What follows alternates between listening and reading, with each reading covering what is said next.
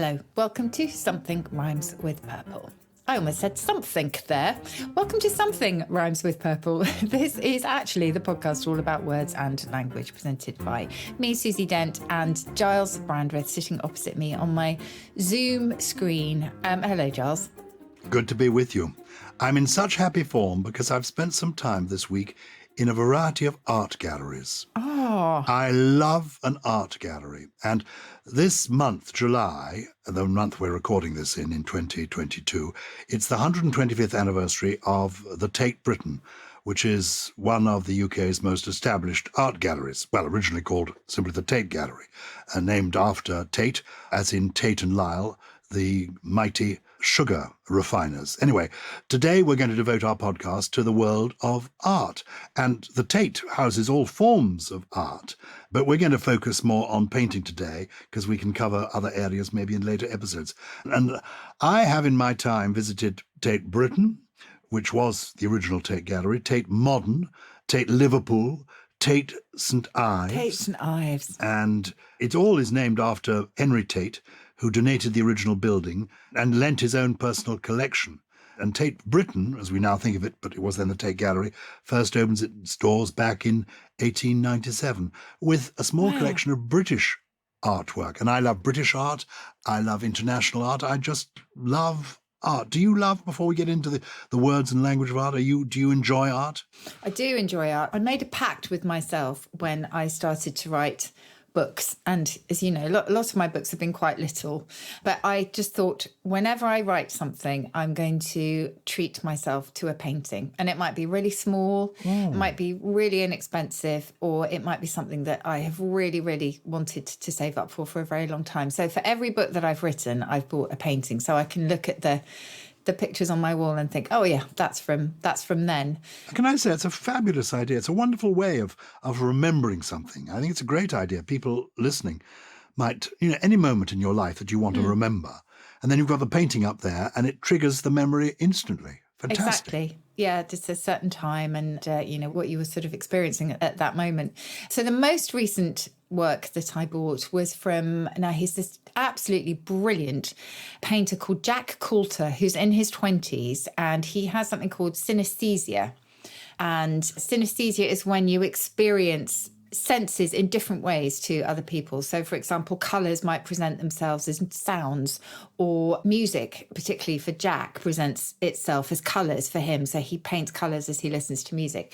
And they're absolutely wonderful paintings. So my most recent one came from him. So yeah, I do love art. It's a very personal thing to me. I wouldn't say that I know huge amounts about the history of art, but I love the subject. And I love the Tate too. And I love St Ives because another passion of mine is pottery. And I was introduced to the Bernard Leach School of Pottery, very famously ages ago, and went to St Ives to see all his wonderful collection there. So, yeah, that's quite a special one. Well, let's celebrate art. Let's begin by looking at the word art, A-R-T.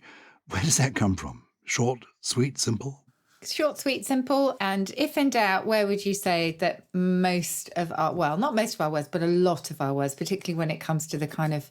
I'm going to go back to the Roman world. I'm going to go to Latin.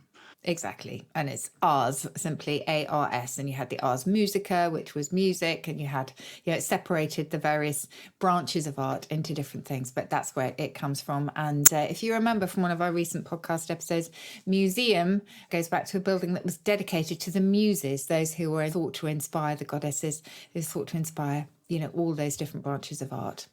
Well, the Tate Gallery is a gallery because what's a gallery? Where does that come from? Yeah, well, that is actually this time Italian, although ultimately, again, as you would expect, that goes back to the Romans. But we got it from galleria, which goes back to Italian. And the idea, I think, is we still use a gallery, well, in TV and radio, the gallery is where the directors and the producers sit, and quite often they are high up, literally situated on a gallery.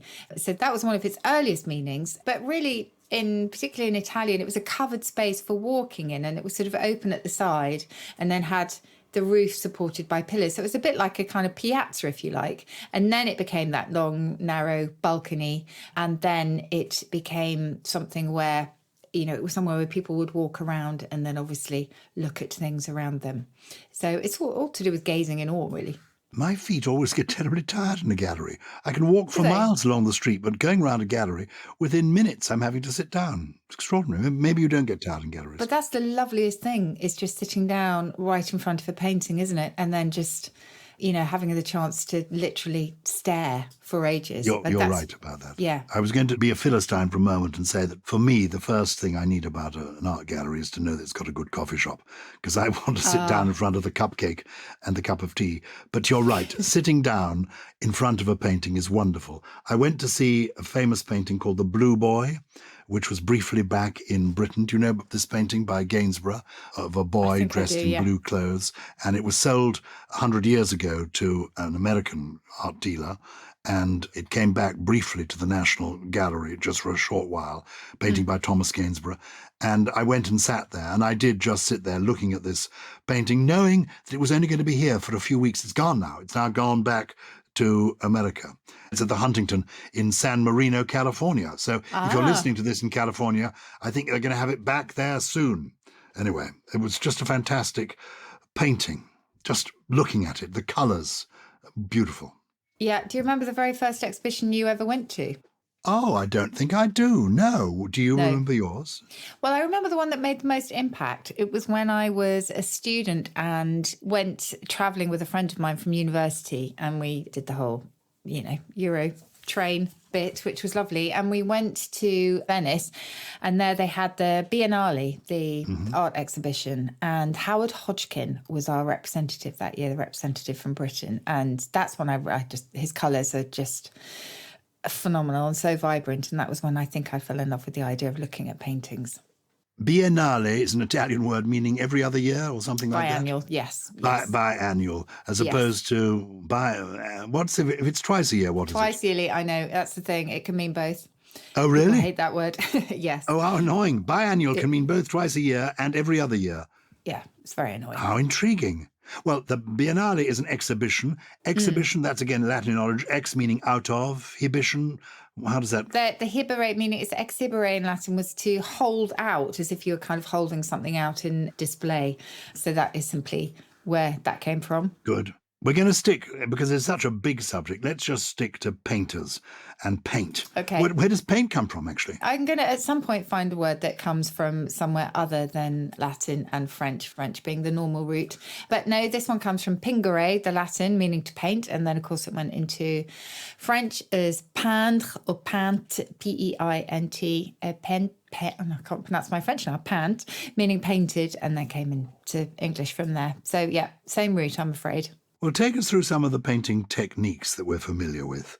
Fresco, talking about Italy going to Venice. Not that there are, well, I suppose there will be frescoes in some of those churches in Venice, won't there? What is a fresco? Yes, frescoes. Well, have you been to the San Scrivegni Chapel in Padua, where they have those beautiful Giotto frescoes? I think that's the first time I saw a fresco that just I found really overwhelming and beautiful. And it simply means cool or fresh. So when you have a picnic, al fresco, obviously you're outside, as opposed to al desco when you're having a working lunch.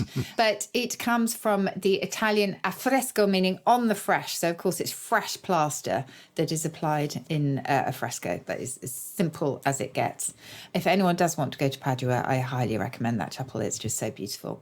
But yes, that is fresco. There is also impasto, which is the technique of laying on paint really thickly so it stands out from the surface. And I mentioned Jack Coulter, he does that sometimes. I think Van Gogh did that too, didn't he? It kind of stands out impasto. So that comes from Italian. Impasto sounds like the lovely lunch I'm going to have after I've been round these churches of yours in Padua. I do love it. I'm thinking, it shows what a Philistine I am. I'm suddenly thinking of one of my best meals ever was in Verona. I'd been to the Arena in Verona. I don't remember seeing any particular art there, but I do remember going up the following day and having lunch up on a hillside, the most fabulous pasta I've ever enjoyed. Really? Oh, gosh, that was happiness. But that's pasta, as opposed to go and have a look impasto. at some Van Gogh paintings somewhere and then go and have some pasta, because I think he did almost pioneered the use of impasto in painting. So it was these beautiful textured surfaces, so you can see the paint protruding from the canvas, but also adds kind of movement. It's really incredible. And these are Italian words because these were Italian Renaissance techniques, and we've inherited the words from going back there, like chiaroscuro. That's Yes. another word. I don't know what that means, but I've heard people use That it. means light and dark. So that's the treatment of light and shade in paintings. It's sort of the contrast between light and shadow, which is quite a sort of special effect, if you like. Have you ever had a portrait painted of you? I've had a number of portraits painted Have of me, you? most recently by a wonderful artist called Anthony Williams. Anthony spelt without an H, Williams. I'm saying his name carefully because people can look up his work online. He's probably best known for having done a portrait of the Queen that was criticised at the time because it was said that he'd made her fingers look like sausages. But he does his work in something called egg tempura. Have you heard of this technique? Oh, yes, I have. Does it smell, is what I want to know. No, of rotten eggs. Okay. No, it doesn't smell at all. He Okay. mixes the oil. He uses, instead of oil, I think, with the paint, egg yolk. And he has to be very fastidious. It requires a great deal of time. Yeah. But he likes to use it because I think it means that he can be more precise, more accurate. Egg tempura. Do you know why it's so called? Is there a dictionary definition of that form of... So I'm just thinking that tempura probably isn't linked to the Japanese tempura, I would imagine, because that's fried in batter, isn't it? Yeah, we're back to food. From impasto to pasta, from egg tempura to... yes. So I genuinely don't know, because I think, although that's Japanese, I think that goes back to Portuguese, meaning seasoning. So let's have a look. Look up egg tempura.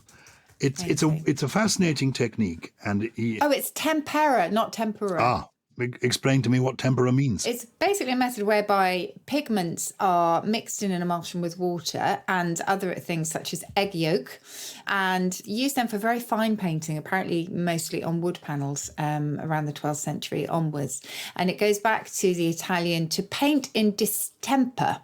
So that's where the tempera comes from. And distemper is actually not the distemper that you find if something is in conflict or there's a ballyhoo or sort of upheaval. It comes from the Latin destempere or distemperare, I'm doing it with Italian accent there, to soak. So it's the idea of steeping this paint and steeping the egg yolk with the paint to produce this effect. Very good. So his paintings I do recommend. Another artist whose work I think is wonderful is somebody called Anthony Palliser, Palliser. He's a Paris-based artist. Look him up again online. He painted a picture of me a few years ago. Amazing. He is wonderful. John Bratby also painted a picture of me. He was known as belonging to the kitchen sink school of artists in the 1950s. And he was a most unusual character, great fun. And in the 1960s and 70s, he used to write to anybody whose name he found in Who's Who or in the TV Times saying, I'm a great collector of the original, and I feel you are an original personality. Will you come and be painted by me? And he would invite you to his house, which was called the Cupola and Tower of the Winds in Hastings, where his wife would offer you a bacon sandwich on the side, and he, in a couple of hours, would paint in very vivid colours, because he made it clear that your face is full of green and blue and yellow and orange and red, as well as the colours you think are there. He would paint this arresting picture of you, and then he would offer it to you. You didn't have to buy it, and I didn't buy mine, though I would have liked to have bought the painting he did of Kenneth Williams, which is a wonderful painting. And he did some fantastic paintings of Venice as well. He's not very fashionable now, but he had a big retrospective at the National Portrait Gallery not long before he died. So John Bratby. Do you like them is the key thing, or are you a bit like Churchill was towards Graham Sutherland's portrait? Oh, yes, famously. Graham Sutherland's portrait of Winston Churchill. I think it's lovely. I think it's amazing. It's completely remarkable. Yeah. It echoes his portrait, which is still existing, of Somerset Maugham, the novelist, which is a most arresting painting. But Churchill famously didn't like it. No. And said, and it was banned, wasn't it? When it was unveiled, yes, that it was a most interesting example of modern art. And his wife, Clementine, knew how much he hated it, and I think she ordered its destruction, which really was a criminal act of vandalism. Yeah, did he not like it because he thought it wasn't flattering enough, or just because he didn't like the style? Well, I think he didn't like the style, but I think he thought it made him look like an old man. Oh, I would disagree. I think it's incredible. An old man, as he said, straining, as it were, as though he were on the lavatory. He just really hated it. Okay. But I think at the time, I think he looks quite pensive. it's fantastic. And of course, he was an old man. He was a prime minister in his 80s still. And he had strokes and still continued. And I think it was because it was so sensitive to him that, that he didn't like it. And I admire the techniques of the various paintings that have been done of me, and I've been caricatured as well by different artists like Spitting Gerald image? Scarfe.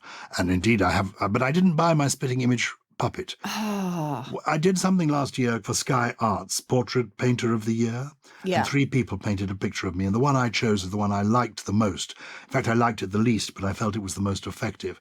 Looked like a painting of how I see myself 20 years from now when I'm at death's door. But clearly that was how the artist saw me on the day.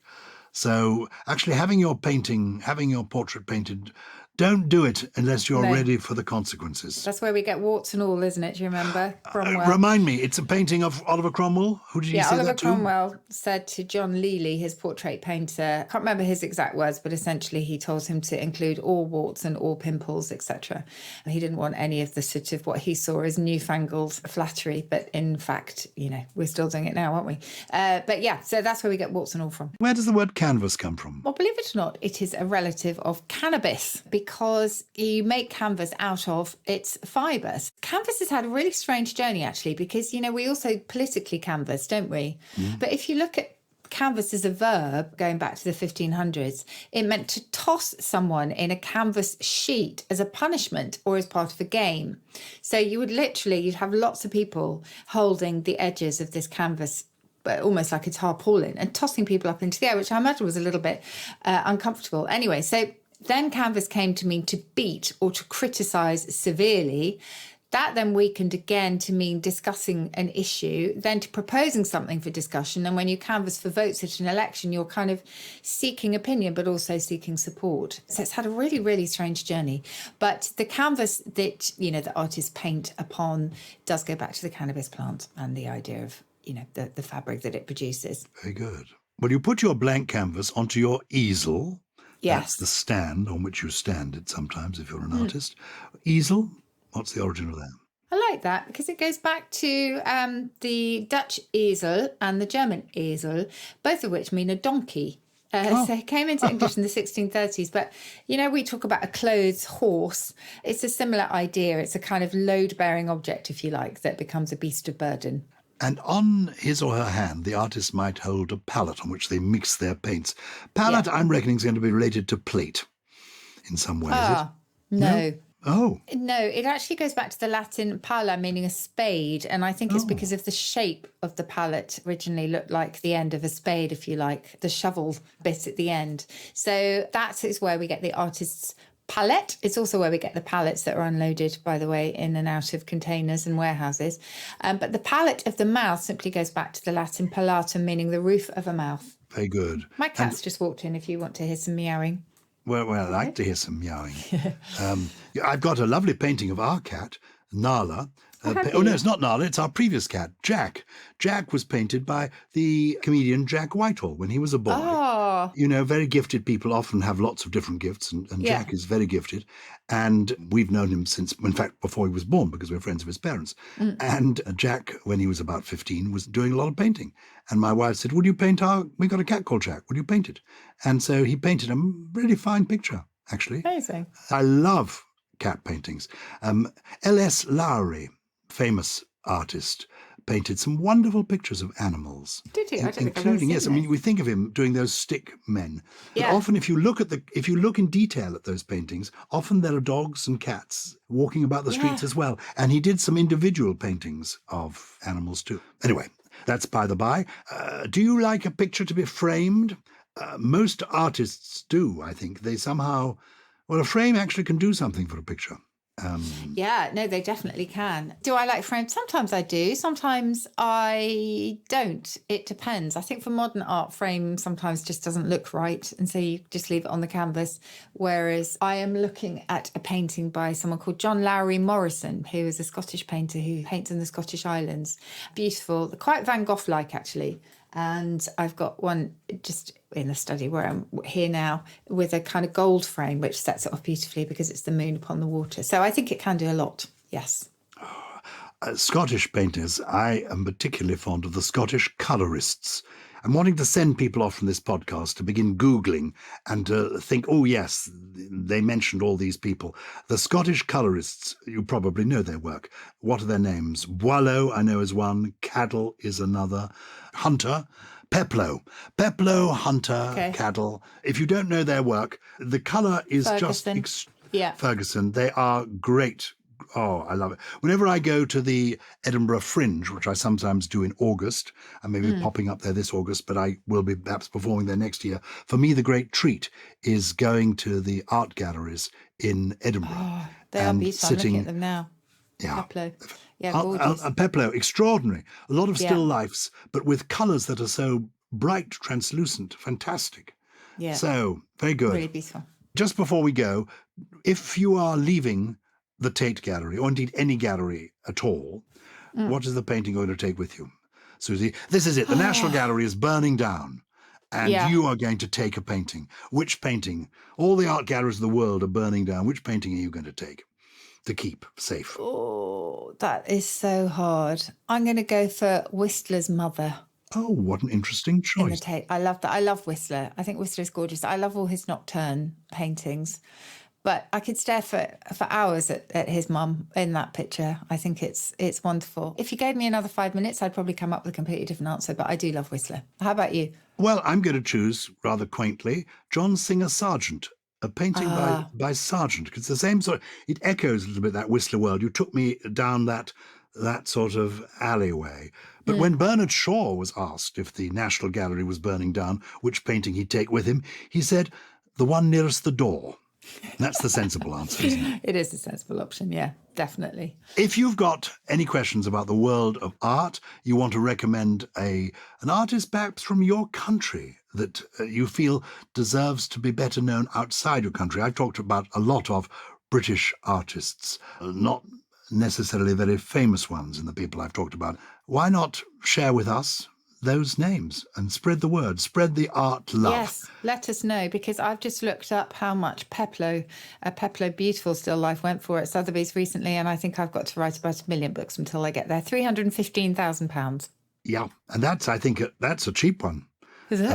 Yeah. Oh. Well, If anyway, in doubt, what I'm doing now what we is, have. yes, I'm no longer buying paintings. I'm painting them.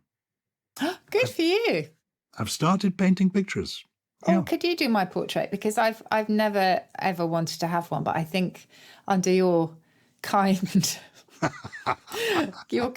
brush. Do you brush? What do you use? Or is it so abstract that I'll look like someone out of a Dali painting? I'll give you a go. I'll give it a go, painting a portrait of you. That would be quite a challenge. I don't mind a Lowry matchstick person. That would be good. I do look like a matchstick, so that's okay. That would be. I'll paint you as a Lowry matchstick girl. Yeah, that'd be lovely. Good. Perfect. All right, you're on. Do you know what? We've had some correspondence this week that set me off in all sorts of directions. So I have to say thank you to Paul Hyder and Hannah Coates. But first to Paul, who asked me a question, again, that I had not really considered, but it's a nice one. Hello, Susie and Gyles. My name's Paul Hyder. I'm an English teacher in southwest China, so thank you for your podcast, which regularly keeps my vocabulary up to date. I'd like to ask you about the word honcho, as in the head honcho, the leader of a company or something. It's a strange word, and it sounds a little bit oriental to me. I don't know. Maybe you could shed some light on it for me. Thank you very much. Take care. 再见. Very good. That's great, isn't it? And it reminded me, because do we ever have honcho without head? I'm not sure we do. I think it's become one of those sort of fossilized words that appears only in certain expressions. Do you remember we talked about things like high dudgeon or spick and span, that kind of thing? Head honcho seems to be another one.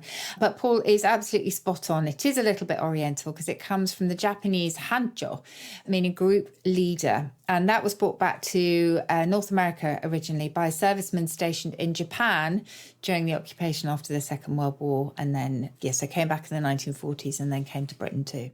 It's a nice word, honcho. I want to see a honcho in a poncho. A poncho is a garment, isn't it? Yes. What does that come from? I used to love ponchos. Poncho, it's going to be Spanish, isn't it? And I'm looking it up now. South American Spanish, and for the same thing, but I don't know what the etymology of that is. Okay, well, look, let's put our coats on. Hannah Coates has been in touch. Hi, Susie and Gyles. I have a question and a request for you. I was looking for a word that means something that has more impact or is just more than you would expect. I couldn't find a word that means this in the English language, so I came up with one, cucumbian. So you could have a cucumbian date, or it could be a cucumbian storm. The etymology of cucumbian is because for something that's 96% water, a cucumber is a lot harder to snap and actually really hurts if you are hit with one. I would love to know if a word actually exists that means something that has more impact than you would expect. And if it doesn't, I would love for you to tell the word about cucumbian. I'm hoping to get it into the OED. Thanks. Well done, Hannah. Well, she's my kind of palindrome. I love it. What a marvellous word, cucumbian. It's brilliant. And the whole concept is absolutely brilliant. 96% water, but hits harder than you would think. And also, there was this famous meme, wasn't there, of cats being absolutely terrified by a cucumber. If you put one unsuspectingly near their food bowl, they would absolutely jump a mile. It didn't work on mine, who is currently now, she's just gone into a shopping bag and is trying to do. He's looking for the hula cucumbers. hoops. Yes. Looking for cucumbers. But I love what the letter tells us also about Hannah and her life, a cucumbian date. Yes, yes. Can you imagine? You can hear her thinking, yeah, well, it turned out to offer more than I expected. But the cucumbian storm, too, which was promised and then, hit you with a great impact. It's a lovely word. It is a great word. Is there an existing word, do you think? I can't better it. I spent a little while on the historical thesaurus looking for words that sort of gave you a bigger hit than you were expecting. And there isn't anything as good as cucumbian. So I think she can have that. And Hannah, now your big mission is to get it used by as many people as possible, not just me and Gyles. And then it stands a chance because, as they say, usage is everything. And it has to be in print, doesn't it? Is that still the case? It always was the case. You had to have a written reference for it. Yes, but that written reference can come from a transcription of an oral conversation or an oral event or whatever. So as long as it has been written down, it doesn't matter where it originated. Good. Well, cucumbian itself then may turn out to be a word with more clout than we anticipated. Well, exactly. Cucumbian. Have you got a trio of established words that genuinely do exist and have stood the test of time to share with us this week? Yes, I do. I'm just going to throw an old one into the mix just because I love it and I kind of wish that we were still talking that way. Peradventure is this sort of old way of saying perhaps. So hap used to mean chance or fortune. So if something happened, perhaps it was because fate was either smiling on you or not, but it happened by chance and was decreed by fate. And peradventure has that same idea of you don't know what's coming. It's just, an adventure of chance and luck, etc. So I love that one. The second one is just quite sweet. I can apply this to my cat right at this moment in time. Numptious. And numptious means cuddly and delightful. Numptious. Nice. It's a very nice, cosy word. Yes. And your cat can be numptious. Oh, yes, mine definitely is numptious. Looking up at me with very big eyes. She's very cute. And then the third one is for anybody who is slightly self-conscious about their feet because they're so big. It's sciapodous. Sciapodous, and it means having huge feet, named after the Sciapodes, and they were a mythical race of people said to have lived at the southern edge of the ancient Greek and Roman world, and they each had a single leg, and at the end of that leg was a foot of huge, immense size, and they shaded themselves with it from the heat of the sun. So if you're Sciapodous, I can only hope that your foot is so big that you can use it as a sunshade. Very good. Well, very surreal, but fun. Well, we're in the world of art this week, and by happy chance, I'm going to read you a little... Peradventure. Peradventure, exactly. I'm going to read you a poem that is a bit naptious. Was that the word? Numptious. Numptious. Because it's, parts of it are and parts of it aren't. It's a poem, or I'm going to read part of a poem, by Grace Nichols. Now, do you know Grace Nichols? She was born and educated in Guyana. She moved to Britain in 1977, and she's written widely for adults and for children. I went to and had a lovely lunch with her last week with my daughter Afra, and I met up with her and her poet partner, John Agard. And she gave me a book, which I'm holding in my hands now, called Picasso, I Want My Face Back. I was meeting her because she is featuring in the series that I'm doing with my daughter called the Commonwealth Poetry Podcast, where we go to meet people from different countries and find about the poetry of that country. And I told her about what we were doing, how we're going to talk about art and the Tate Gallery and the anniversary. And she told me that she had been the artist, the poet in residence at the Tate Gallery. And it had inspired this poem, this series of poems. There's a famous painting by Picasso called Weeping Woman. And the painting, you would recognize it. If I held, you can see it on screen, Susie. There you are. There's yes, the painting. yes. You recognize that. People can look it up online. It's a painting by Pablo Picasso based on the face of Dora Maar. And Dora Maar was Picasso's muse and mistress for about 10 years, and she suffered a mental breakdown when he left her. It was a very intense relationship, and Grace Nichols studied the relationship, studied the painting, and wrote a sequence of poems inspired by it. And I'm just going to read you just part of this in the hope of tempting you all to go out and get a copy of Grace Nichols' book, Picasso, I Want My Face Back, published by Blood Axe. But I am famous. People recognize me, despite my fractures. I'm no Mona Lisa. How I'd like to wipe that smugness from her face that still captivates. Doesn't she know that art, great art, needn't be an oil painting? I am a magnet, not devoid of beauty. I am an icon of 20th century grief, a symbol of compositional possibilities. My tears are tears of happiness, big, rolling diamonds. Wow. And what's fascinating about this poem, the sequence of poems, is that it's taken a poet to give voice to the artist's muse. And so this is this muse, who is world famous, Dora Maar, because of being painted so often by Picasso, actually answering back. And sometimes what she has to say is positive, sometimes it's negative. But it's a new way of looking at a remarkable painting by, indeed, a remarkable painter in Pablo Picasso. I'm going to be saying that to you after you've done my portrait. Gyles, can I have my face back? But I can't wait to see what you come up with. I hope we've come up with some goodies for you today. And thank you for listening to us. As always, we really, really appreciate you tuning in, week week out. It means everything to us. Please keep following us. Please recommend us to friends. But crucially, please do keep getting in touch, because we love reading everything you send in via purple@somethingelse.com. And do, of course, consider joining the Purple Plus Club for some bonus episodes on words and language. Something Rhymes with Purple is a Something Else production, produced by Lawrence Bassett and Harriet Wells, with additional production from Chris Skinner, Jen Mestry, Jay Beale, and, peradventure, Gully. Gully. What can we say about Gully? It's a term from cricket. There's another episode, you can hear all about that. Definitely our head honcho if he ever shows up. Yeah, but see him in a poncho. Wow.